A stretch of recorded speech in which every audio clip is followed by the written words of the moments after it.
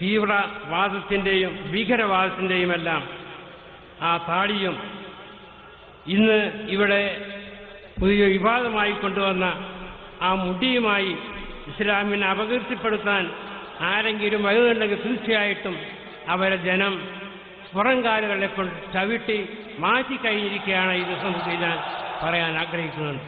തീർച്ചയായിട്ടും സമസ്ത ഒന്നേ ഉള്ളൂ. ആരെങ്കിലും ഞങ്ങൾ സമസ്തയാണ് എന്ന് പറയുന്നുണ്ടെങ്കിൽ അതൊരിക്കലും തന്നെ ആരും ഇവിടെ വിലയിരുത്തുകയില്ല എന്ന് സന്ദർഭത്തിൽ പറയാൻ ആഗ്രഹിക്കുകയാണ്. ഇവിടെ സമസ്ത എല്ലാ കള്ള നാണയങ്ങളെയും അതുപോലെ തന്നെ മറ്റ്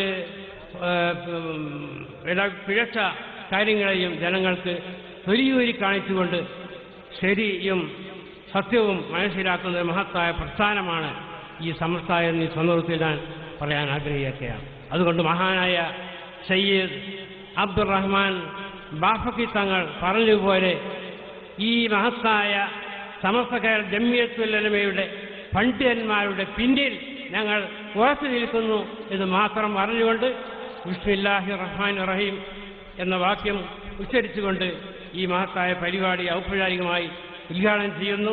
വനഹ്നു ഫീ ഫറഹിൻ വസുറൂരിൻ ജിദ്ദൻ ലിഹുദൂരി ضيوفنا الكرام من الإمارات المتحدة ومن سائر البلاد المباركة في هذه الحفلة المباركة